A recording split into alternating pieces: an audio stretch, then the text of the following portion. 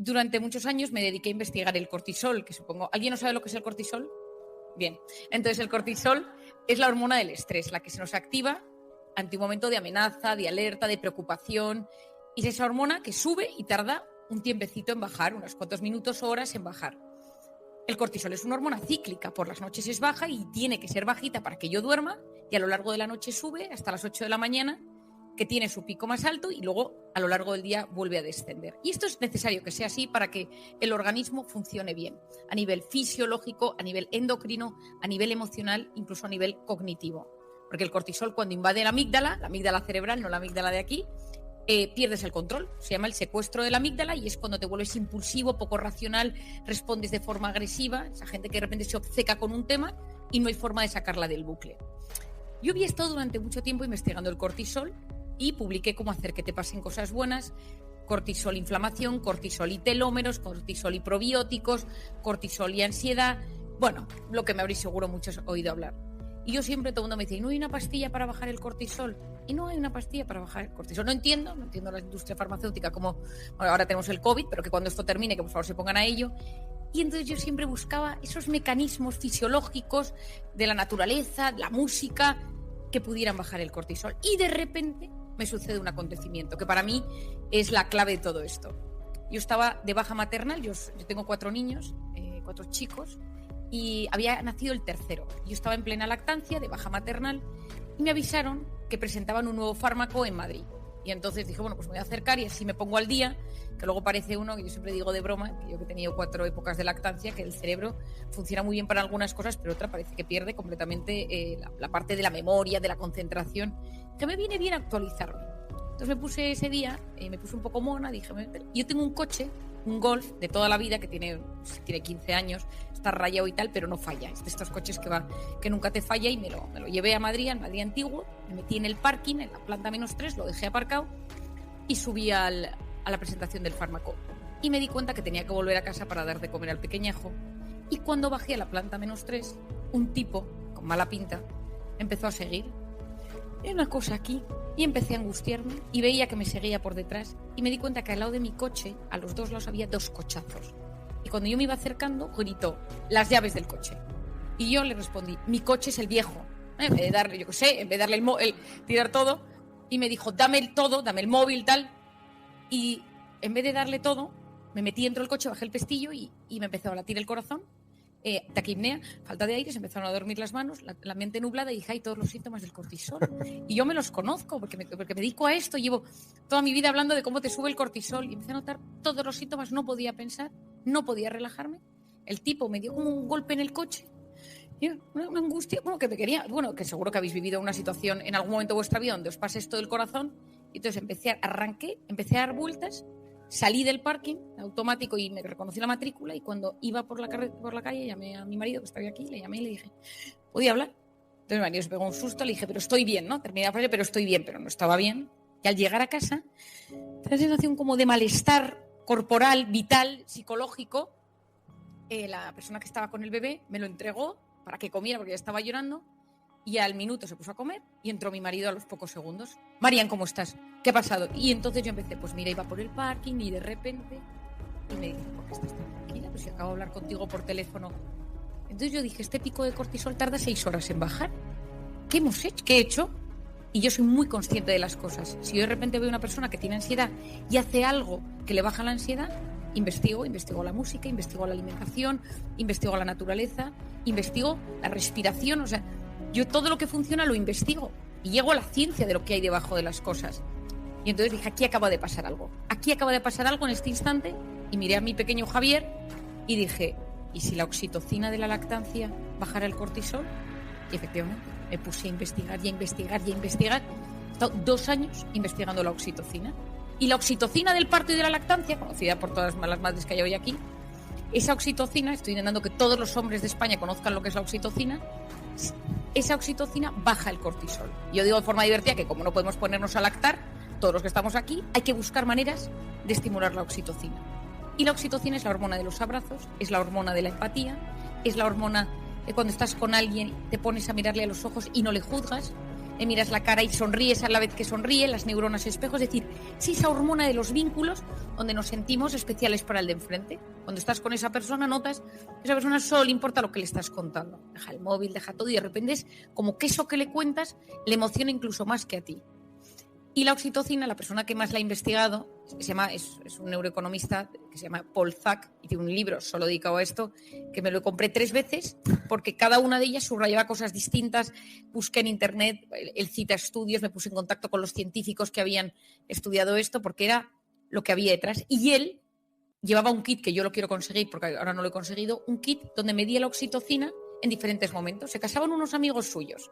Antes de llegar a la boda, la oxitocina. Y después del matrimonio, después de casarse, antes de tal, les volvió a medir la oxitocina. Al día siguiente de la boda, la oxitocina. Es decir, es un experto.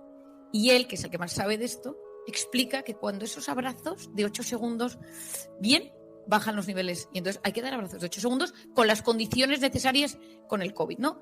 Es decir, ¿cuál ha sido el gran problema de la pandemia, Andrés? ¿Cuál ha sido el gran problema que hemos tenido? Que en un momento de intoxicación de cortisol, todos los mecanismos que teníamos para bajar el cortisol estaban prohibidos, todos. Los abrazos, mirarnos a la cara, sonreírnos, hacer deporte, empatizar con la gente, visitar a las personas, cogerles de la mano, todo aquello que nos ayuda a liberar los estados de alerta. La pandemia es un estado de alerta. Durante meses estuvo prohibido y según los lugares hay muchísimas restricciones. Y sabemos que la oxitocina, sabemos que el cortisol, cuando tú lo tienes estimulado de forma crónica, altera profundamente el sistema inmune. Y en un momento de pandemia, si hay algo que necesitamos que esté bien, es el sistema inmune. Y la oxitocina, cuando la estimulas, potencia el sistema inmune. Por lo tanto, ahora mismo, más que nunca, hay que potenciar esta oxitocina como sea. Nada, qué maravilla. Mira, me gusta que empieces hablando de todo lo que te ha costado escribir el libro y de todo lo que has tenido que estudiar para poner el punto de atención sobre eso, ¿no? Sobre el esfuerzo al final, porque mira qué suerte, esta mujer de repente saca otro libro y otra vez se vende un montón y así, ¿no? Y todo lo que hay detrás. De hecho, en una entrevista te preguntaron, ¿tiene base científica estos efectos sanadores que usted comunica, ¿no? Que usted comparte? Y contestaste, ahí es donde entró la oxitocina en mi vida. Si yo no veo una base científica buena, me da urticaria. O sea, no puedes claro, es que hablar de lo que no tienes. Yo siempre he tenido intuición en la vida. Y entonces, si yo tuviera que decir una característica de mi personalidad, es que soy una gran observadora. O sea, yo lo observo y entonces yo dedico a ver cosas que pasan y siempre digo un ejemplo. Si yo estoy de repente un día en mi despacho y entra un cerdo y me dice, hola Marian, no necesito una N de 10 cerdos. Una N es lo que los estadísticos o los investigadores dicen, un número mínimo de X cerdos para investigarlo. Para mí ya es suficiente. Cuando yo empiezo a ver que algo funciona, cuando yo empiezo a ver que algo me llama la atención, de repente leo muchísimo, me encanta todo lo que hay de neurociencia, lo leo, y cuando de repente veo cosas curiosas que muchas veces no tienen ni pies ni cabeza. Te cuento un ejemplo, que probablemente aquí alguno me lo haya escuchado.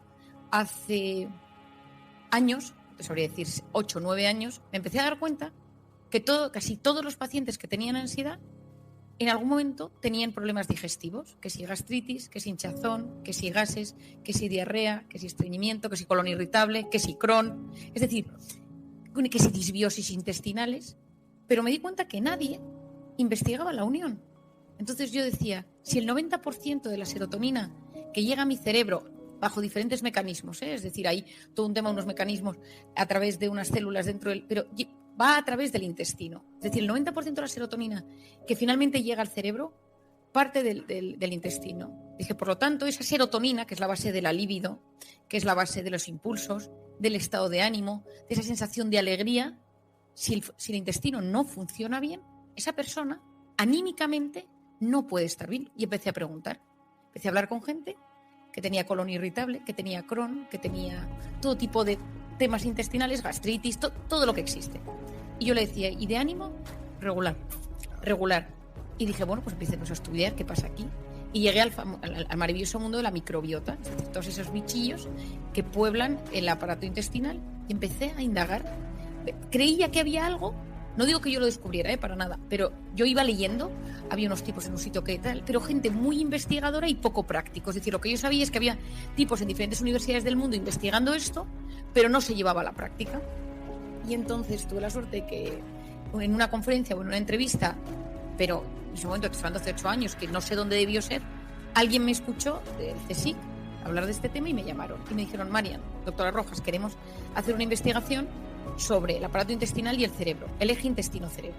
Lo que hace usted. Y yo feliz, me mandaron una nevera, unos kits, y lo único que tenía que hacer era la investigación, mi diagnóstico ansioso-depresivo de los pacientes y pedirles un bote de heces.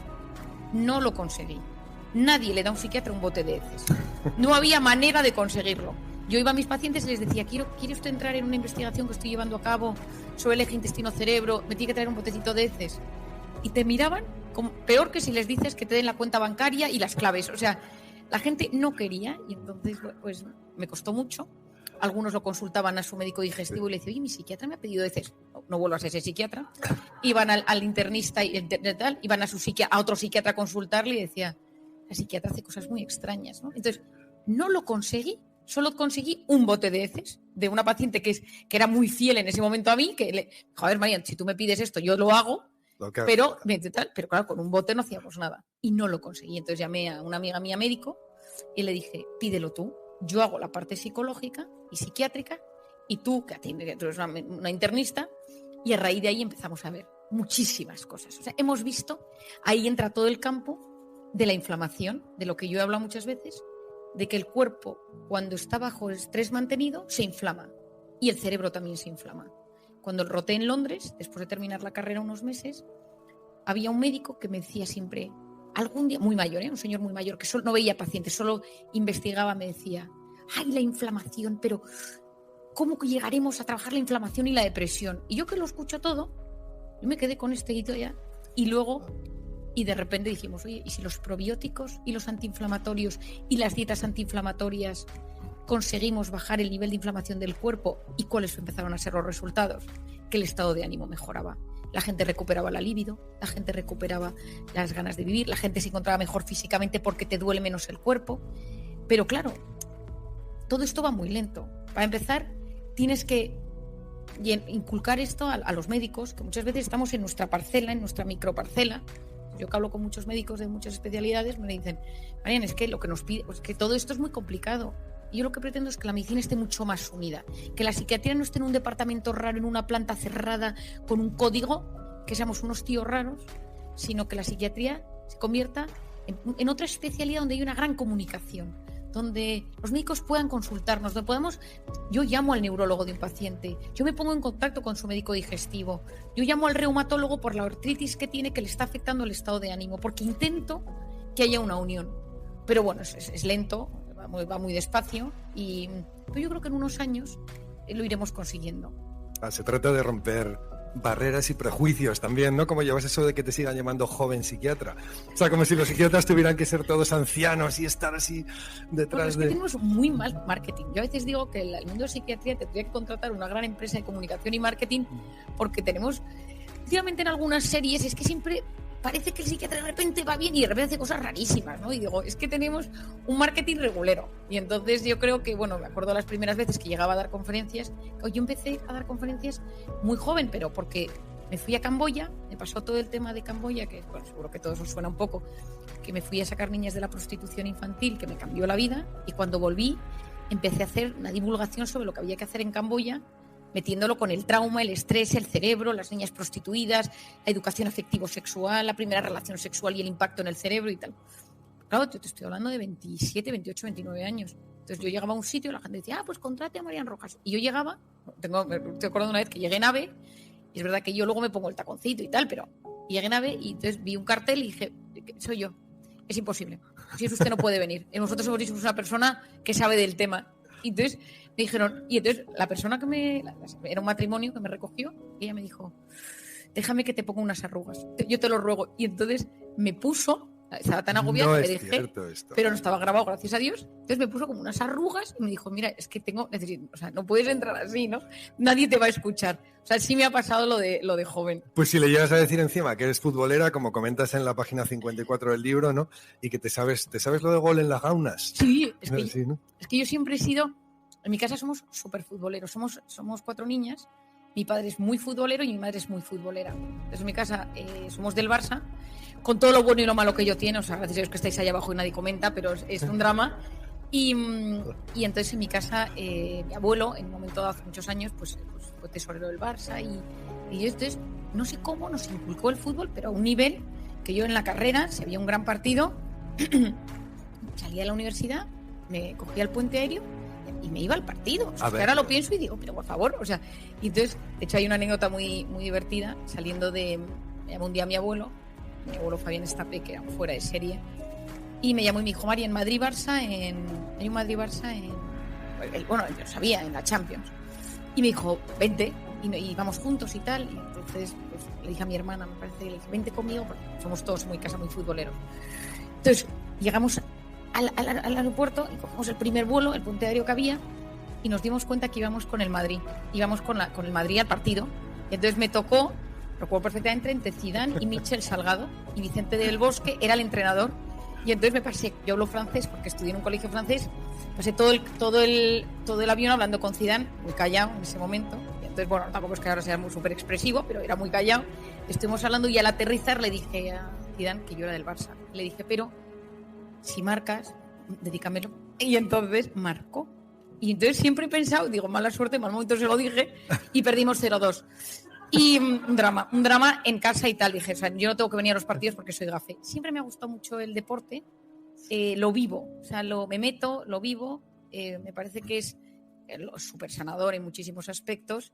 Y cuando era joven, mi padre siempre escuchaba la radio, siempre la sigue escuchando, pero el fútbol se escuchaba en la radio en casa. Y a día de hoy, en mi casa, con los buenos partidos, se apaga la tele y se escucha la radio. Y entonces, recuerdo que cuando ellos iban de viaje, como para sentir ambiente hogar, en mi casa poníamos el fútbol para tener sensación de que mis padres no estaban de viaje, porque sabías que mi padre estaba por ahí. Y entonces me acuerdo del gol en las Gaunas, me acuerdo perfectamente que escuchando la radio. Mencionas mucho a tus padres, antes has mencionado a tu madre también, y de hecho estás aquí, eres psiquiatra por ella, ¿no? Con una visita que hiciste a la Bolsa de Madrid, donde creo que encontraste un montón de gente muy necesitada de lo que ahora repartes por ahí. Bueno, vengo de una familia de psiquiatras, mi padre excepcional, que muchos habréis leído, conoceréis. Mi abuelo, Luis Rojas, que al final hoy, en los tiempos, pues hace muchos años, él hizo su propia revolución en la psiquiatría. Es decir, él, en ese momento, todas las personas que hacían cosas raras y que no tenían solución acababan en hospitales. Otro día me pasó otra vez con una paciente que me dijo, pues mi abuela algo le pasó y acabó en un manicomio, ¿no? Parece un drama, ¿no? Pero bueno, no se sabía nada. Mi abuelo se forma en Alemania y luego vuelve a España e intenta pues hacer una psiquiatría mucho más humanizada. Y luego pues mi padre, y tengo también una tía y un tío que son psiquiatras, y mi padre humanizó, ¿no?, la psiquiatría en su momento, llevando la psiquiatría a la calle, hablando de la psiquiatría en todas partes, la personalidad, la pareja, el amor, intentando quitar un poco el estigma que había, que sigue habiéndolo, ¿no?, pero que había en ese momento. Yo creo que hizo mucho bien. Siempre me gustaba la psiquiatría, pero yo quería hacer lo que hacía mi madre. Me parecía súper entretenido, que no tenía ni idea de lo que hacía. Ella en ese momento trabajaba en la Bolsa de Barcelona. Y esa famosa anécdota es que un día en la Bolsa, muy pequeña, me llevó y entonces le dijo a uno de los que estaba por allí, le dijo, explícale a mi hija lo que hacemos en la Bolsa. Y entonces yo, que no callo, como se puede observar, pues cuando volvió, yo le estaba diciendo al señor, estás triste, algo te pasa. Tu mujer no te quiere. Y mi madre, que yo debía ser un mico de 6-7 años, me dijo, que ahora lo pienso, que tengo un hijo de 7 años que es muy parecido. Otro día le dejé haciéndose unas pruebas porque está jugando al fútbol en su colegio y tiene un partido, y le tenían que hacer pruebas del corazón como si fueran un jugador de primera división, o sea, todo tipo de pruebas. Y le dejé un momento y me marché, y a la vuelta le estaba diciendo a la enfermera, ¿te gusta tu trabajo? Y digo, ay, Dios mío, no. Todo se hereda. Y quizá la Bolsa te llevó también a las organizaciones, porque fundaste en su día un proyecto pionero muy bonito sobre felicidad organizacional llamado Ilusio, ¿no?, que, precisamente para demostrar que las empresas están compuestas por personas. Si gestionamos bien las emociones de las personas, las organizaciones alcanzan un nivel superior y con ello también repercute en la sociedad, en el mundo, en el entorno que la rodea, ¿no? Bueno, uno de los temas que nos dimos cuenta fue que mucha gente que llega a la consulta llega cuando ya se ha roto. Es decir, esto lo vi me di cuenta hace mucho tiempo. Cuando empecé a ver pacientes, yo decía, qué pena que a esta persona hace 2 años nadie le dijera, estás a punto de que si sigues así te rompes. Claro. Es decir, a mí me parecía clave que existe prevención prevención en cáncer de mama, prevención en el cáncer de próstata, prevención en el cáncer, ya no te digo, en el cáncer de pulmón, todo tipo de cosas, y no había prevención en salud mental. Bueno, y de hecho sigue sin haberla demasiado, ¿eh? O sea, es como que al final del final, de repente hay voces que dicen, oye, por cierto, pero no hay prevención. Y entonces, cuando yo vi que eso llegaba, cuando empecé a darme cuenta que la gente solo acude al psiquiatra cuando ya está muy mal, cuando ya tienes la depresión, cuando ya tu vida no tiene sentido, cuando estás en las drogas, cuando te trae un familiar porque no puedes con tu vida, yo decía, si pudiéramos meter la prevención en diferentes ámbitos de la sociedad, conseguiríamos que mucha menos gente se rompa. Y entonces pensé, a nivel educativo, hay que enseñar a los profesores inteligencia emocional, a nivel de las universidades, de los másters, pero dije, uno de los aspectos más importantes es la empresa. Que si conseguimos que las empresas inviertan un poquito de dinero en lo que ahora llaman well-being o todo esto que es mental health o cualquiera de estas cosas, podemos avanzar mucho. Y entonces nos ocurrió esta idea, mis hermanas y a mí, con un socio que es muy amigo nuestro, en el cual nosotros lo que les proponemos a las empresas, y tú te das cuenta cómo respira la empresa, ¿no? Es, tú llegas y dices, porque todo esto viene, Andrés, porque a veces me pasaba que una empresa me invitaba a dar una conferencia, imagínate, ¿no? 400 empleados, 500 empleados. Yo daba una conferencia y al terminar, yo en ese momento no tenía libro, la gente, yo decía, bueno, y dejaba mi correo. Si alguno tiene alguna duda, mi correo. Entonces, recibía decenas de correos y la gente me preguntaba, en mi caso particular me pasa esto, a mí me sucede esto. Entonces dije, por un lado tengo que escribir un libro para que la gente le ayude.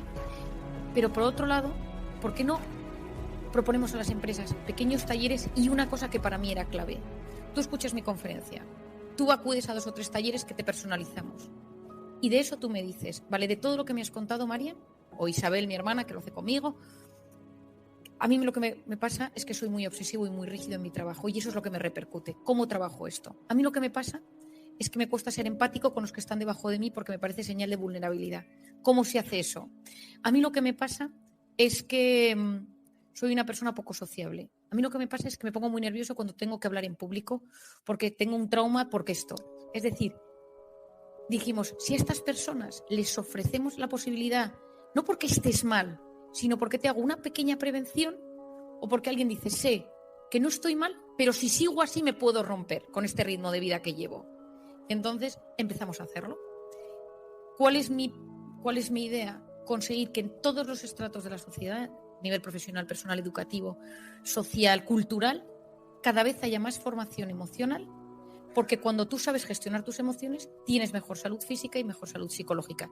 Lideras mejor tu equipo, llevas mejor una clase, ayudas a que el aprendizaje de los alumnos sea mejor, ayudas a que la gente en la universidad se tome mucho más en serio lo que aprende, ayudas a que la gente que de repente acude a un máster se haga de ese máster no solo fortalecido a nivel de conocimientos financieros, sino también para desarrollarse en la vida. Considero que es clave que la gente que accede a puestos de responsabilidad haya tenido un cierto conocimiento emocional.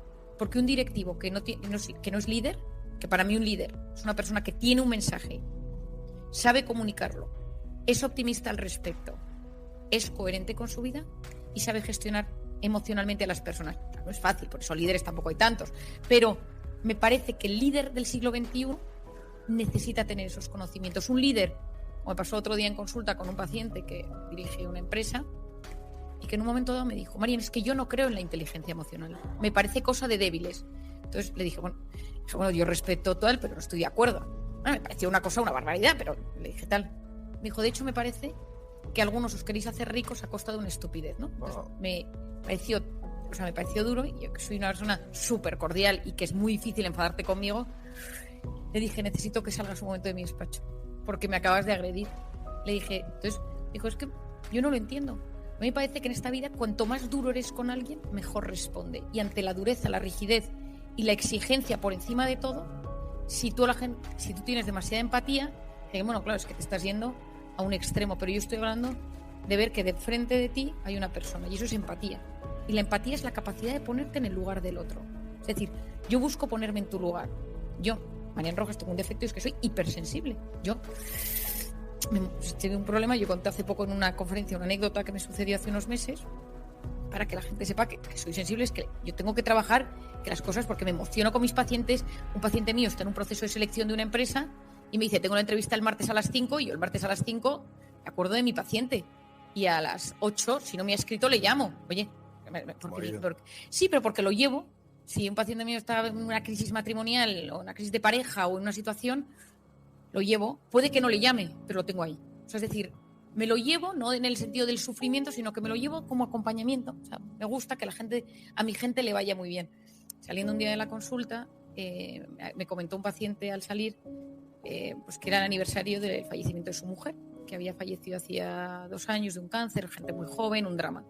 Y me fui de la consulta caminando por la calle, un poco tristona, me da pena, la conocí, ella era una persona muy buena, falleció con 30 años, un tumor de golpe y tal, y había una iglesia abierta, y entonces dije, entró en la iglesia y había un funeral, digo, aquí adecuado, y de repente la homilía sobre el tipo que había fallecido era tan espectacular que me puse a llorar entre los sentimientos de estos y los otros, y los de al lado, me acompañó en el sentimiento, vamos, yo... Bueno, tuve que darle pésame a toda la familia, porque claro, y la gente la conocía, usted al fallecido, y yo era una persona excepcional. O sea, digo, porque, es decir, cuando uno se conoce, es mucho más fácil que sea capaz de gestionar las cosas. Y volviendo a la empatía de la que te hablaba, Andrés, la empatía consiste en que yo veo tu cara, veo tus facciones, veo que te estremeces, veo que te emocionas, veo que se te empañan los ojos, y entonces te juzgo menos, te trato mejor. ¿Qué pasa con las redes sociales? Que no ves a nadie. O sea, no ves una cara, ves un mensaje. Y como no se activan ni las neuronas espejo, ni la empatía, ni la oxitocina, ni el hemisferio derecho, que es todo aquello que nos hace ser emocionales, aparece la rabia, aparecen esas barbaridades. La gente dice unas barbaridades en las redes sociales porque no hay otra cara delante. En el momento que tú eso tienes que decir a una persona que la tienes delante, es imposible que te salga eso, porque ves una cara, ves una historia, es mucho más difícil, a menos de que vayas conduciendo por la calle en Madrid a hora punta y te pite el de al lado, fuera de ese momento, y por eso yo la mascarilla me parece que ha hecho, pero entiendo que se tiene que poner, ha hecho mucho daño, porque no te ves, entonces deshumanizas a la gente va por las calles y no ves esa persona con esos sentimientos y esas emociones, sino ves a un tipo que te está molestando y no puedes pasar, ves a una madre con un niño que te está entorpeciendo el paso, ves a una señora mayor que tarda mucho en cruzar la calle y tú estás en el coche y nos hemos dejado de mirar con la parte afectiva, y cuando bloqueamos la parte afectiva perdemos la esencia del ser humano, perdemos esa chispa por vivir. Por eso yo quiero que, a pesar de las circunstancias, volvamos a lo humano, a lo real, porque sin hemisferio derecho, sin oxitocina, sin empatía, esto lo echamos a perder. E incluso con las personas que inicialmente generan cierta violencia, ¿no? ¿Cómo describes a las personas tóxicas para no llamarlas tóxicas? Me encanta. Dices, persona que desencadena subida de cortisol en su entorno. Yo tengo en la empresa o tengo una compañera que es una persona que desencadena una subida de cortisol en mi entorno. Entonces, mira. Pero es respetuosísima, ¿no? Con ello. Y al mismo tiempo dices, con estas personas, incluido tu paciente, el del otro día, es lo primero reconciliarte, ¿no? Y sobre todo perdón, sobre todo vivir desde la... O sea, es verdad que, quiero decir, desde el amor, no se trata de hacer un buenismo global de todos, no. Se trata de saber que hay personas que nos intoxican de cortisol. Eso es la persona tóxica. La que te intoxica es mucho mejor. Me intoxicas de cortisol. O sea, hay gente que la vemos en el trabajo y nos intoxica de cortisol. Hay gente que pensamos en ella y nos intoxica de cortisol. Todos tenemos a alguien, ¿no? Es decir, te piensas en esa persona y de repente te llama, ves el WhatsApp y te ha subido el cortisol, te ha subido y entonces lo sabes. Pero no hay nada como tener conciencia de que esa persona tiene ese poder sobre ti. Entonces, yo siempre le digo a la gente, no sé si os acordáis de lo que eran los telómeros, que hablaba de ello en cómo hacer que te pasen cosas buenas. Los telómeros son los capuchones de los cromosomas y Elizabeth Blackburn descubre, y le dan el premio Nobel de Medicina, bueno, cuando una persona se va haciendo mayor, eso es como el reloj, se va haciendo cada vez más pequeño y más pequeño y más pequeño y más pequeño, y tú puedes medir los telómeros y decir, esta persona tiene 43 años, pero a nivel de telómeros tiene 52, pues regular, te cuidas poco, porque cuanto más pequeñitos son tus telómeros, más capacidad tienes de enfermar, de inflamarte, de tener enfermedades cardiovasculares, enfermedades neurodegenerativas. Por tanto, los genes son importantes cuidarlos. Y ella lo que descubre es que hay una cosa que se llama la telomerasa, que es la enzima que repara el telómero. Y lo que se dan cuenta, que me parece una grandiosidad, es que hay ciertas cosas que cuando las estimulas potencian la telomerasa. Es decir, cuando yo estudié medicina, tus genes eran los que eran y no había manera de modificarlos. Lo que se descubre en los últimos años es que ciertas cosas, ciertas actitudes o comportamientos potencian la telomerasa y tú reparas tu telómero y por lo tanto vives envejeces mejor. Esto es un tema de envejecimiento. Pero mucha gente cuando dice, no, porque mi suegra, yo tengo una suegra estupenda, pero mi suegra no sé qué, o mi cuñado, o mi no sé cuántos, o mi jefe, tal, le digo, te estás dando un poder sobre tus telómeros que no te lo puedes permitir. Hay gente, no, es que estas navidades voy a ver a mi cuñado y mi cuñado. Digo, bueno, permítele a tu cuñado que en Nochebuena te recorte un poquito los telómeros. Muy bien, fenomenal. Envejeces peor y tal gracias a tu cuñado, ¿no? Entonces la gente ya tengo conciencia de ello. Es decir, cuando tú sabes que ese cuñado te inflama, te acorta el telómero y hace que tu corteza prefrontal, que es la que te ayuda a pensar, funcione peor, es como que tampoco le quieres dar tanta fuerza. Es decir, oye, esta persona tiene un poder dañino, no solo psicológico, sino físico. Es que me bajas el sistema inmune. Entonces, claro, es que son palabras mayores. Entonces ya es como que dices, bueno, pues ¿sabes lo que voy a hacer? Me voy a distanciar. Que es súper sensato. Distancio a esta persona que no me está haciendo bien. Mi padre habla mucho del impermeable psicológico, ¿no? Yo a mi hijo, uno de mis hijos otro me decía, es que de mi clase que me ha dicho, digo, te vas a poner el impermeable de papi. Papi es mi padre, ¿no? De papi, el abuelo. Le digo, que las cosas, en vez de que vayas con el corazón abierto y que lo que te pasa te afecta y te hundes, tú es como una especie de capa de superhéroe y lo ves venir, te resbala. No sé, es qué sensación de poderío. Porque si el comentario de esa persona llega y ya me lo he vuelto a decir, me ha mirado con esa cara, iba con mala intención y tal, le has permitido inflamarte. Le has permitido modificarte la microbiota en ese mismo instante.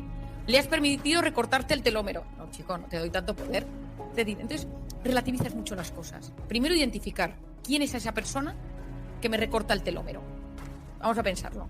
Es mi jefe, es alguien de mi equipo, es alguien tal, es alguien de mi familia, es una persona...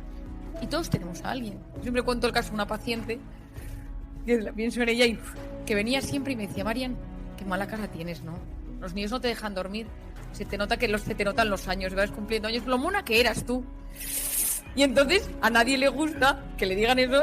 ¿Sabes? Nos cuidamos un poco, intentamos estar monas y tal. Y entonces siempre que la veo, le digo, sí, es que los niños llevan 3 días ingresados en el hospital, tal, cosa que es mentira, es que no, o sea, no era verdad, pero claro, una persona que te dice que tienes muy mala cara, dice, entonces está hablando contigo y te dice, ay, qué pena me estás dando con las ojerillas hoy así, tan oscuras y tal. Me dice, luego si vas a una conferencia, maquillate, o cógete una maquilladora profesional, Mariana, y tal. Entonces, tal, ¿no? Entonces, cuando viene, a veces digo, no la quiero ver. Es que no quiero que venga hoy. Si tengo un día malo, digo que mejor que no venga hoy. Y entonces, siempre me lo decía, ¿no? Entonces, un día le dije, mira, yo creo que una pauta que vamos a trabajar hoy es no ser tan directa. Dice, a la gente le encanta lo directa que soy. Digo, ¿a qué gente? ¿A qué gente? Dime, ¿a qué gente? Porque yo quiero saber quién le encanta y tal. Todo el mundo y tal. Digo, mira, no. Digo, a mí, por ejemplo, alguna vez que me has dicho que tengo mala cara, pues yo lo hago por ti. Digo, ¿en qué punto lo haces por mí? ¿En qué punto de todos lo haces por mí, no? Entonces, un día vino a mi consulta, la atendí tarde, había habido una persona que había venido muy malita, venía con sus familiares, la atendí tarde y me dijo, Marian, yo me veo en la obligación de ponerte una demanda por hacerme esperar 20 minutos. 20 minutos no es tanto en mi consulta. Y entonces le digo, mira, a partir de hoy, o me dices siempre cosas positivas, o te doy una lista de 25 psiquiatras de entorno de la mía, pero si yo te lo digo, pero si no sabes lo que yo te quiero. Bueno, es una forma de querer que yo no la siento así. Entonces yo no me siento bien, porque yo me daba cuenta que cuando ella venía me afectaba. Hay que identificar las personas que nos hacen mal. Y hay personas a las que uno se tiene que proteger, hay personas que están muy metidas en nuestras vidas y no nos podemos deshacer de ellas, esas son las complicadas, y hay personas con las que hay que marcar una cierta distancia. Y hay una cosa que yo denomino la flecha emocional. Esto lo explico mucho en Encuentra a tu persona vitamina. La flecha emocional, que yo trabajo mucho con mis pacientes, es que si en 0 estás en paz interior y en 10 estás en tensión máxima, intoxicado de cortisol, mal, inflamado, todo te duele, no has dormido, cuando estás a partir de 7 sobre 10, no vayas a ver a esa persona. Es que hoy me toca ir a ver a mi suegro y no me llevo nada bien con él. Si estás en 8 sobre 10 y en el trabajo te han bajado el sueldo, tu jefe te ha echado la bronca, tu hijo ha suspendido, no es el día. No vengo de vacaciones, estoy feliz, todo me ha ido fenomenal. Hoy es el día de ir a ver a tu suegro. Porque a veces forzamos en los momentos de tensión, porque tenemos un poco este tema del aguantoformo, ¿no? De yo lo aguanto todo y no pasa nada y tal, y de repente explotamos de la peor de las maneras. Entonces, esas personas que nos intoxican de cortisol están en nuestras vidas. Hacía una pregunta al principio cuando saqué el libro que me echó pensar. Me dijeron, ¿hay gente que puede ser tóxica para algunas personas y vitamina para otros? Un periodista me lo preguntó y pensé. Dije, bueno, pensé yo misma, ¿no? Seguro que soy vitamina para la gente que me quiere, pero habrá alguno que diga, oye, pues esta es una intensa o lo que sea, ¿no? Pero tenemos que intentar ser conscientes de las personas que nos alteran ser conscientes si somos de los que alteramos a algún otro. Decir, oye, yo sé que a esta persona yo le pongo nervioso. Esto a veces nos damos cuenta. La persona está bien y de repente llego yo y se tensa. Y a veces somos los que tenemos que generar una cierta distancia por precaución, porque cuando desmenuzamos, me lo habréis leído alguno y tú lo habrás oído, comprender es aliviar. Claro. Cuando uno comprende las situaciones se siente aliviado. Si no, uno dice, ¿yo por qué? Cuando voy a comer a casa de mis suegros, de mis padres, de mis cuñados, de mis hijos, de mis yernos, llego a casa y la comida me ha sentado mal. Es que no es solo lo que comes, sino con quién lo comes. Y si lo comes con gente a la que quieres, la oxitocina ayuda a que el tracto intestinal funcione mejor. Si tú comes con gente que te está generando toxicidad, el cortisol hace que esa comida te sienta de horror. O sea, hay que elegir no solo dónde comemos, sino con quién comemos. Sí, mira, me encanta el logo de tu web. Quería hacer un giro, que es un corazón compuesto como por conexiones neuronales, ¿no? Que más que un dibujo parece como algo vivo. Es muy bonito. Y es que al final, cerebro y corazón también, al igual que el sistema digestivo y nuestro sistema neuronal, también están unidos. Como dices, eres más cerebral, eres más...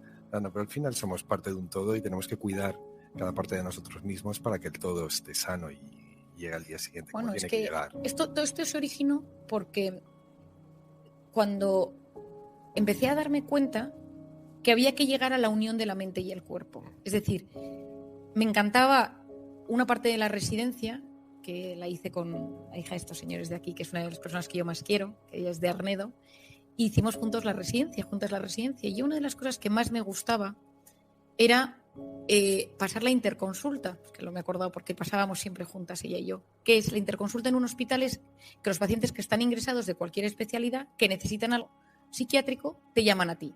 Es decir, gente que teóricamente no está ingresada, está en neumología, en traumatología, en digestivo, en neurología, pero que tiene algún síntoma psicológico psiquiátrico y te llaman a ti como psiquiatra de lo que se llama la interconsulta. Y a mí me apasionaba. Me encantaba ver cómo pues uníamos la mente y el cuerpo, cómo todo tenía una conexión, pero necesitaba llegar al punto de unión. Yo decía, ¿dónde se unen? Porque si yo tengo un examen, tengo taquicardia y puedo tener un poquito de tracto digestivo alterado. Tengo una cita romántica y ese día de repente ese famoso grano que sale en medio de la cara, ¿no? Es decir, ¿pero qué demonios pasa? ¿Pero dónde está eso, no? Y ahí descubrí, que yo no descubrí nada, pero ahí llegué al cortisol, al famoso cortisol. Y entonces las emociones generan síntomas físicos. Y la emoción es que algo que te sucede llega a tu cuerpo y genera una reacción. Entonces tú ves a alguien y algo te sucede, te dicen algo y tú interpretas. Por eso la felicidad no es lo que nos pasa, sino cómo lo interpretamos. Es de eso que me llega. Me doy el ejemplo de que estudias a tu casa y te ha ido el día fenomenal, te han ascendido, todo te ha ido de escándalo y tu hijo ha suspendido matemáticas. Bueno, pues matemáticas, no pasa nada. Si ese día te han echado el trabajo y tu hijo suspende matemáticas, el mundo es un drama y las matemáticas son otro drama. Es decir, la interpretación de las cosas activa dos sistemas en el cuerpo. El sistema nervioso simpático y parasimpático. El simpático es el que nos tensa, el del león. La carrera se estudia cuando llega el león. Y el parasimpático es el de la playa tumbado leyendo una novela.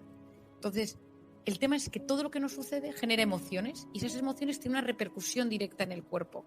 Según cómo gestionemos el mundo emocional, esa parte más afectiva, eso va a tener una influencia enorme en nuestro cuerpo. Y si esa emoción soy capaz de pasarla por la cabeza, yo gestiono mejor mis impulsos y mejoro mi salud. Por eso para mí era tan importante encontrar un logo que uniera, que es un corazón que está unido como de neuronas del cerebro, claro. Efectivamente. Es que me encantó. Y has hablado también de la fuerza de las palabras y de la fuerza de las palabras negativas, el efecto que tienen sobre nosotros y el cuidado que hay que tener no solo con lo que decimos a los demás, sino con lo que nos decimos a nosotros mismos, muchas veces en silencio, que son las que más daño hacen, ¿no? Has hablado del optimismo, en cambio, de la fuerza que puede tener porque lo pones en tu página web también la misma frase que felicidad y que bienestar, el optimismo, ¿no? Entonces hay que trabajar también, ¿no? El llevar a cabo, por así decirlo, una terapia narrativa, ¿no? O sea, cómo nos contamos nuestra propia historia para percibir, para interpretar la realidad, pues de forma que no nos haga sufrir y que nos acerque más hacia la felicidad. Bueno, pues que eso, Andrés, es para mí una de las claves de la vida y es la voz interior. Es decir, esa voz interior, ese discurso interno que tenemos todos constantemente. Es decir, las mujeres en altavoz, constante, los hombres más light, más bajito y de vez en cuando en silencio, pero siempre tenemos una voz interior. Si nos damos cuenta, juzgamos, analizamos esto tal, pero incluso de esto que está pasando, cualquiera de nosotros puede ir pensando, pues esto, pues entonces Andrés, y entonces está Marian, y entonces ha venido, o sea, y vamos analizando y hablando, muchas veces en neutro, es decir, descriptivo sobre lo que pasa, simplemente porque es como una radio de comentar. Lo malo es cuando esa voz se nos pone a mirar y de repente se enfoca a nosotros mismos y empieza: has engordado, tu jefe no te hace caso, tu pareja está distante, no acabas de salir adelante, estás anclado en la vida y no avanzas, vaya errores has cometido. ¿A quién se le ocurre? Es que cómo confiaste en esta persona, en este tema, qué torpe eres. Es que realmente es terrible. O sea, eso es de lo más dañino que existe en el cerebro. O sea, te diría, cháchara mental. La cháchara mental. O sea, es de lo más terrible que hay. De hecho, me estoy leyendo el libro y muy entretenido. Y cuando publiqué Cómo hacer que te pasen cosas buenas, yo decía, la actitud es la voz interior. Es decir, la actitud que uno tiene en la vida es, pues voy a una entrevista de trabajo y la voz interior dice, pues quizá te cojan, o no te van a coger, ¿para qué te lo prepares? O qué miedo. Y si te bloqueas y si no sabes hablar, eso es, la consecuencia es la actitud. O sea, uno se enfrenta a la vida según cómo esa voz interior le trata. Si uno va a un sitio y de repente la voz interior le dice, no vas a conocer a nadie, si es que, qué vergüenza, haberte quedado en casa, se le ocurre, me parece ridículo yendo a este sitio. Automáticamente todo tu organismo se pone en modo alerta. Y ya sabemos que el modo alerta es el cortisol y es telómeros, microbiota, inflamación, o sea, ya nos lo conocemos todo. Entonces, hay una zona del cerebro de la que he hablado poco, que es la corteza prefrontal, que a mí me chifla, he leído muchísimo y estudio mucho al respecto, que es la zona de la atención, de la concentración, de la resolución de problemas, del control de impulsos. Es decir, es una zona que nos hace seres como superiores, en dominio de la información, capaces de... Es la que cuando vas andando por un restaurante o estás en un restaurante sentado y no te traen la comida y el de al lado tiene un plato que no ha empezado a comer y empiezas a pensar, ¿y si me la cojo? ¿Y si no se me la cojo? Y no se la coges porque claramente no es solo un tema de educación, es un tema de control de impulsos, de que tu cerebro te permite pensar y decir, esto no. Esa voz interior, cuando publiqué mi libro, yo la citaba en varios momentos y me sorprendió la cantidad de correos electrónicos que recibí preguntándome por ella. Y entonces, pues lo que te decía al principio, dije, pues a investigar la voz interior. ¿De dónde viene esta voz interior? ¿Qué hace que yo de repente me diga, pues si tú no te lo mereces? Si eres mal padre, si eres mala madre, si no sabes cuidar, es que te dejan los hombres porque eres muy dramática. Es decir, ¿de dónde viene esa voz, la negativa, que nos machaca? Y entonces, después de escuchar tropecientas, pues imaginaos todas las historias que escuchadas en los últimos años, en el segundo libro lo explico, se me ocurrió una teoría que creo que es bastante plausible dentro de que es una teoría. Esto no es científico, esto es mío. Pero que lo he llamado la grabadora en la infancia. Y mi teoría es que cuando tú naces es como si te metieran un microchip en el cerebro, en blanco, como una cassette. La cassette que mis hijos dirían que es una cassette, ¿no? Pero bueno, un esto, ¿no? Ahora que es un chip o un algo, ¿no? Aquí dentro, en blanco. Y le dieran al record, a grabar. Clink, y empezar a grabar. Y a grabar, y a grabar. ¿Y qué graba? ¿Cómo me tratan mis padres? ¿Cómo se tratan entre ellos? ¿Cómo habla la gente de mi entorno más cercano de mí? Este es un pesado. Buah, este no hay quien aguante. Este no llega a nada en la vida. Es el torpe. El listo es el hermano. Está gorda. Es que es gorda, pero no. Trae una paciente que me decía, es que mi madre siempre me decía, solo las delgadas consiguen algo en la vida, ¿no? Entonces toda su vida luchando por las dietas y toda su vida, y está delgada, pero se ve gorda porque considera que su madre no se la sigue viendo gorda. Entonces está completamente anclada en esa frase. Es decir, si alguno se pone a pensar en su vida, en esa frase a veces negativa que nos decimos, ¿no? De, no te lo mereces, tal. Nos encontramos de repente con un profesor, nos encontramos de repente con un padre, con un hermano mayor, ya no digo si ha habido trauma, si ha habido trauma, bullying, acoso, abuso, la cosa de eso ya son palabras mayores, pero me refiero al normal, ¿no? De repente nos viene una frase de, no eres lo suficientemente buena. Y eso es terrible, porque influye, determina la actitud que yo pongo en los retos en la vida. Si yo no soy capaz de vencer eso, soy a mis pacientes, les digo, ¿qué dice tu voz? ¿Qué dice tu voz? Has fracasado.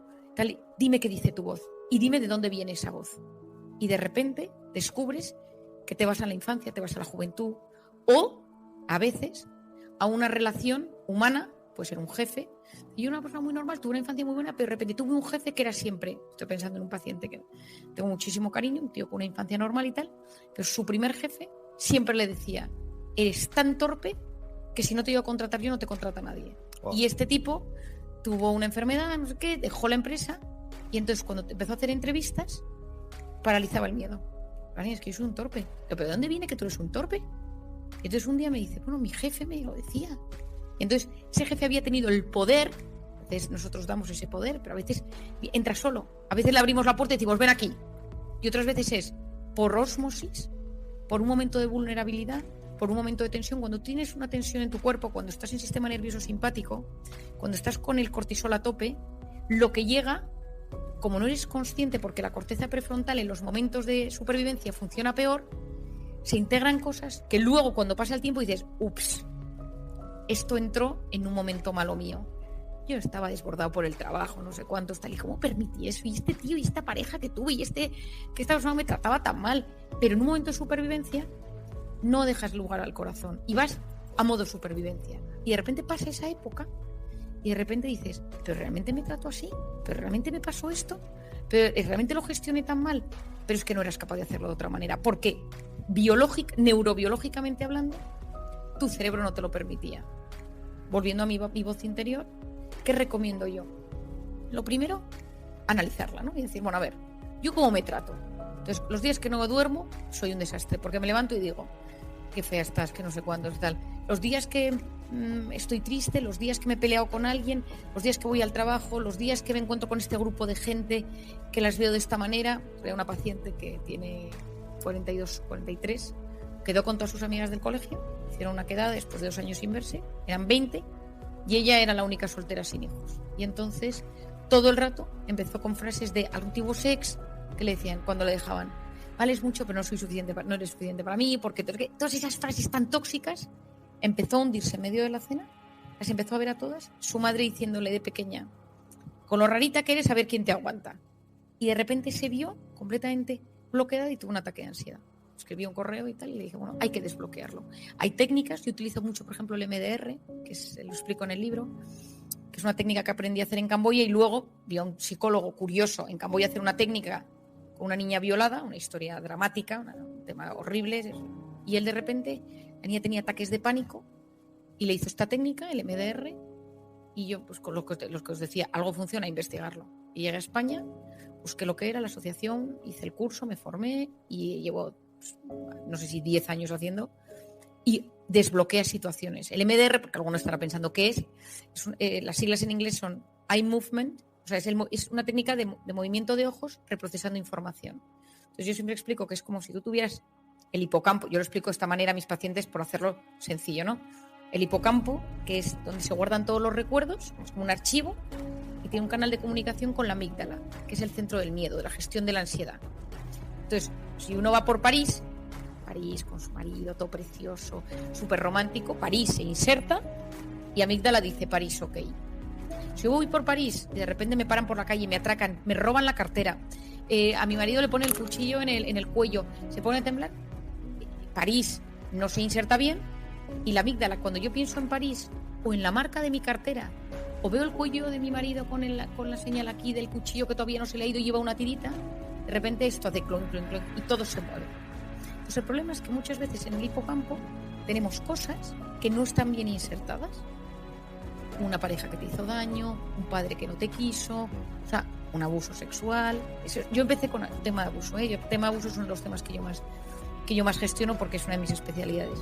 Y lo que hace esta técnica es que de repente esa parecía una cosa de pensar que es como medio magia, pero ese tema se va metiendo a medida que haces la técnica, y de repente se produce una técnica de relajación. A través de los movimientos de los ojos, parece, las investigaciones sugieren que tiene mucho que ver con el tema del sueño REM, el sueño por el movimiento de los ojos cuando se procesa la información. El caso es que es una técnica muy buena. Yo a la gente que tiene algún trauma, alguna situación que no gestiona bien, le digo, intenta hacer esta técnica. Porque a mí me ha demostrado, yo tengo éxito en cosas muy complejas, de repente desbloquea en cuestión de minutos. Qué maravilla. Para todos aquellos o alguno que no lo sepáis, cuando habla de Camboya, ¿no? Que dice, se nos ha ido a Camboya esta mujer, ¿no? Pues ha estado en labores de vamos a decir, de ayuda al desarrollo, colaborando con ONGs o con fundaciones o con organizaciones en los burdeles de Camboya, también con una fundación que ayudaba a sacar niños de los basureros de allá, en el propio Bronx, ¿no? Pues otro barrio extremo, en el otro extremo del mundo, y quizá por eso seas una de las personas más felices del mundo, ¿no? Porque practicas el altruismo, que es uno de los comportamientos habituales de la gente feliz, pero hay otro que es la gratitud. Y fíjate, saco esto a colación porque hay una parte del libro que también es muy interesante para todo el mundo, nos llevemos bien con la pareja o no, o estemos en un momento o en otro, que es precisamente las relaciones de pareja. Y dices que se sustentan no solo en la atracción, sino también en la admiración. Eso me encanta. Y pensé el otro día que del mismo modo que es saludable llevar a cabo un diario de gratitud, ¿no? Pues para bajar la depresión, para subir nuestro bienestar y mirar las cosas buenas que nos han pasado en el día, que también puede ser favorable llevar a cabo un diario de gratitud sobre la otra persona, o sea, lo que te aporta otra persona día tras día, para no dejar que la rutina aplaste esas cosas maravillosas que te asombraron al principio, ¿no? Tú hablas de recuperar esa sensación y de mantenerla distinta a lo largo del tiempo, pero sobre todo mantener esa llama que, aunque suene a frase manida, es lo que funciona al fin y al cabo. Efectivamente. Bueno, lo primero, lo de Camboya y tal, es que desde pequeña me encantaba el tema solidario. Me apasiona. O sea, cuando me casé lo dejé de hacer por ahora. Ayudo de otras maneras, ¿no? Intento, pues, a través de charlas, cosas benéficas. Pero bueno, me pasan todo tipo de anécdotas. Quiero decir, cuando puedo ayudar, el otro día salí de mi casa y había una persona pidiendo dinero. Y entonces me dijo, ¿le puedo contar por qué estoy pidiendo dinero? Me pareció curioso. Pensé, tengo un psiquiatra escrito en la frente. Y le dije, mire, yo feliz. Digo, lo hago feliz porque me encanta y de hecho es mi profesión, que no sé si lo entendió. Entonces me contó todo su drama y me dice, inspira usted confianza al pasar por aquí. Te la veo a veces pasar, digo, al lado. Y entonces me contó toda su historia. Y claro, yo no puedo evitarlo, pues soy así. Entonces su pareja, que estaba en la construcción, pero entonces se cayó y entonces tiene un problema en la rodilla, y entonces de dónde es el país, y entonces dónde está, y dígale a su pareja que venga, y entonces quién le ha visto, y entonces le llamó, y la radiografía, y entonces la mandé a un amigo traumatólogo, y me meto unos líos. Y entonces, ahora cuando el otro día pasaba con uno de mis hijos y estaba esta persona en la calle pidiendo dinero y tal, dice, ya le ha visto el traumatólogo, está mejor la rodilla. Y le digo, no, usted deje de pedir dinero en la calle, vamos a buscar trabajo. Digo, porque es que no podemos seguir aquí yo gestionándole la rodilla de su pareja y usted que aquí sigue con... Y digo, usted póngase a buscar trabajo. Vamos a buscar algo que pueda hacer. ¿Qué se le ocurre? Digo, ¿qué sabe usted hacer? Y me llegó al lado, este que es parlanchín, y el otro, ¿qué sabes hacer? Vamos a hacer una lista, ¿no? Entonces, es verdad que siempre he tenido este tema solidario, me apasiona. Camboya, he escrito mucho en los libros. El Bronx, que fue una experiencia muy joven. El Bronx Camboya fue brutal, pero el Bronx es que era todavía más joven. Estaba en segundo de carrera y me metí en un barrio marginal a dar clase a niñas. Me chifló, volvería a hacerlo 1000 veces. Alguna vez, bueno, sí se lo he contado, hace mucho que no lo cuento, pero me atracaron, me hice amigo del atracador, porque claro, y quería dinero para que abortara a su novia de toda la vida. Y entonces yo empecé, pero vamos a ver, pero no la quieres, pero entonces ¿qué edad tienes? Pero tal, bueno, tuvimos una conversación y tal. Pero no, si yo quiero tener hijos, a mí me encantan los niños, pero tal, bueno. Y tuvieron el bebé y la niña se llama Marian. No me digas. Sí. Oh. Y sí. De hecho, cuando quisieron bautizarla, me llamaron para que fuera la madrina. Entonces me senté con mi madre, estaba en segundo de carrera, y le dije, mamá, me quiero ir al Bronx porque el tipo que me atracó al final va a tener una niña y se llama Marian y quiero ir al bautizo. Y mi madre, mira, tú no vas al bautizo. Y digo, mamá, es que quiero ir al bautizo. Y fui al bautizo, no fui la madrina al final porque me parecía un lío. O sea, digo, ¿yo qué hago en Madrid? Tal, no existía WhatsApp. O sea, que estoy hablando de una época donde no había WhatsApp. Digo, ¿cómo voy a gestionar yo si no tengo nada para...? Pero sí, siempre me ha chiflado. Y me hablas del otro gran tema de la vida, que es la pareja. Yo creo que todo el mundo quiere que le quieran. Y en algún momento de nuestras vidas hemos querido que nos quieran de forma incondicional. Que alguien nos quiera de forma incondicional y para siempre. Es como un deseo que está innato al ser humano. Podemos renegar y decir, bueno, yo no quiero pareja, estoy en un momento, ¿qué tal? Pero la realidad es que siempre en algún momento de nuestra vida decimos, ¿cómo me gustaría que alguien encontrara esa persona que me quisiera para siempre? Y si tienes la suerte de repente de encontrar a alguien, te digo que hay como fases. Primero hay una chispa. Esto lo explico mucho en el libro, ¿no? Y de repente ves a alguien y dices, tiene algo, apetece conocerlo por su atractivo, por su forma de hablar, por la manera de mirar, tiene algo. Entonces yo lo que recomiendo, la gente me dice, pero María, pues es una cosa muy difícil, pero yo lo recomiendo porque yo veo las consecuencias. Mi padre tiene una frase maravillosa que dice, el amor cuando llega puede ser muy ciego, pero cuando se va es muy lúcido. Y entonces, esto tiene una explicación neurocientífica. Cuando mi padre decía esta frase, vuelvo a lo mismo, dije, ¿y dónde estará la neurociencia de esto? Y la descubrí. Cuando tú te enamoras, el sistema límbico hace ¡pum! Serotonina, dopamina, tal, de repente te vuelve el sistema cingulado, bueno, todo lo relacionado con las obsesiones, te obsesionas en un tema, tienes más energía, puedes no dormir, estar toda la noche hablando 5 días en el tirón y sigues yendo a trabajar y encima rindes en el trabajo, pero no es sostenible en el tiempo. Helen Fisher, que es la mujer que más ha investigado esto con análisis de sangre y resonancias magnéticas, dice que es una media de 17 meses, pero en ese momento automáticamente la corteza prefrontal, que es la que piensa, se desactiva. Entonces, durante 17 meses literalmente estás ciego, no lo ves. Entonces, yo recomiendo, por eso yo en el libro lo explico, es la teoría de la pirámide, que digo, cuando estés en un momento de paz, haz tu propia pirámide. Yo he hecho más de 1.000 o 2.000 pirámides de gente que viene a mi consulta, como esto lo dije como hace 10 años, entonces en ese momento tenía tiempo y la gente venía y yo les hacía su pirámide, que es los criterios que crees que tiene que tener la persona con la que estés según tu forma de ser.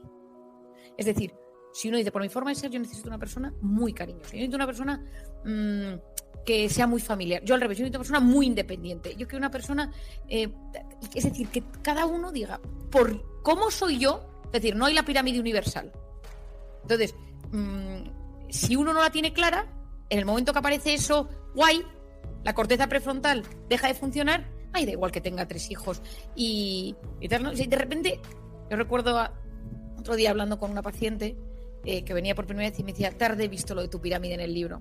Dice, tarde lo he leído.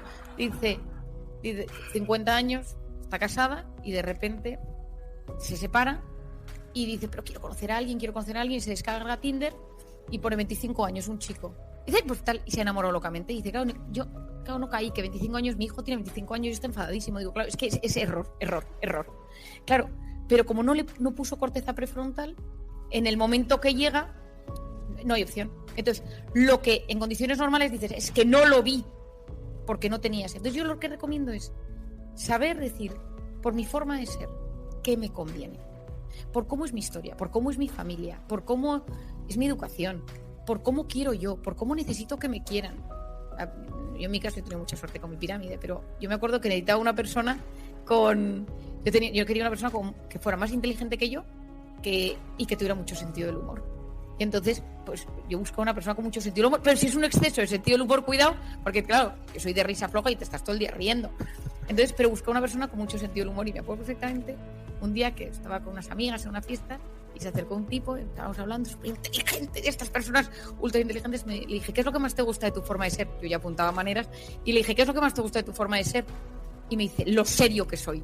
Fuera, ya está fuera de mi pirámide, no estás en mi pirámide, fuera. Entonces, tío encantador, o sea, es un tío encantador, tal. Ahora, ¿serio? O sea, le vi hace poco, coincidimos una vez en una boda, igual de serio, listísimo, listo como él solo, pero claro, yo no puedo. Ahí acertaba. No, en eso acertaba. Entonces, ¿qué pasa? Que cuando la corteza prefrontal entra, lo que sucede es que dices, ¿me conviene? ¿Me hace ser mejor persona? ¿Saca lo mejor de mí? ¿Está en mis criterios? Que sea así, así, así. Es decir, bueno, da igual, yo puse que en verdad yo quería que fuera, pero ahora no importa, cuidado. Porque si era algo que en un momento con una corteza prefrontal funcionante lo decidiste, era porque tenía un sentido. Porque si no, luego, el otro día lo hablaba con una paciente que me decía, Marian, es que me he enamorado de mi jefe y está casado. Y le digo, dice, ya, pero es que ¿en qué momento de tu vida permites? No, y hay mucha gente que dice, es que eso no se puede controlar. Hay segundos, minutos, horas, días en los que te das cuenta. Si de repente ves que tu jefe te hace un poco de gracia, aléjate de tu jefe. Si está casado, caso de estas que justo está esperando encima un bebé, aléjate. O sea, aléjate, porque puedes hacer mucho daño a esa relación. ¿Por qué? Porque después de esos 17 meses de furor amigdalino y límbico y sin corteza prefrontal, baja la espuma de la leche y empiezas a ver cosas. Y entra una fase, la fase de desilusión. Es una fase en la que dices, bien, bueno, de repente, bueno, pues tiene cosillas. No las tenía, pero las tiene, no las tenía, pero no las veía. Es decir, porque la corteza prefrontal no te lo pedía, no te lo permitía. Y empiezas a ver esas cosas. Y hay un punto, y mucha gente se piensa que si no sientes eso del principio siempre, es que no es amor verdadero. Y los que nos dedicamos un poco a esto, intentamos transmitir es que el amor comprometido es aquel que ha pasado los 17 meses, se ha estabilizado y hay muy buena comunicación, no sabemos decir las cosas, sabemos gestionar la sensibilidad, para mí es clave. Es decir, si tú, hay personas que una mirada, una cara, un tal, ya sientes que la otra persona no te quiere. Muchas veces en las parejas no funcionan porque uno de los dos es hipersensible a comentarios, miradas y cosas, y entonces todo es un drama. ¿Cómo comunico que estoy mal? ¿Cómo recibe el otro que estoy mal? El canal de comunicación, o sea, me parece que son temas absolutamente claves. Y en ese momento, ¿cómo gestiono el tema económico? El dinero puede ser un motivo de enorme conflicto en una pareja, porque uno no quiere gastar, el otro sí quiere gastar, uno no ahorra, el otro... Y eso puede... ¿Cómo gestionamos las familias políticas? Es decir, que al final pues son la familia del otro, y entonces con sus más y sus menos hay que intentar tratarles de la mejor manera posible, aunque a veces no te salga, aunque a veces explotes, aunque a veces estés cansado.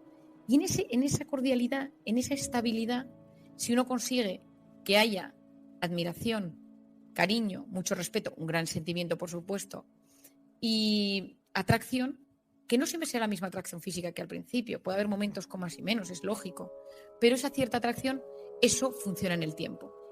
En esta fase, ¿qué puede pasar? Que de repente aparezca el entrenador personal, la becaria, el jefe, no sé qué, un tío por la calle, es decir, que aparezca alguien que te vuelva a activar tu sistema límbico. Y claro que te lo puede activar, pero el problema es que tú aquí estás comprometido con un sentimiento y te está devolviendo a los 17 meses que cuando estés... Tengo un entrenador personal porque tengo una paciente que está casada que está loca por su entrenador personal. Digo, mira, que no tiene sentido que tu entrenador personal 17 meses vuelves a esto. Es decir, que es que ahora... Y me dice, ya, pero ¿cómo es este sentimiento? Ya, cuando eso viene, tienes que tener un momento de pensar y decir, quiero destrozar lo que yo llevo construido por esto que me acaba de llegar. Si esto está muy, muy roto, a veces está tan roto que esto entra solo. Pero a veces simplemente es una fase de vulnerabilidad, es un momento de meses de frialdad, es pandemia, que es un drama. Claro. Y ahí hay que tomar una decisión y decir, ¿apuesto por esto o me dejo llevar por esto? Y no siempre es.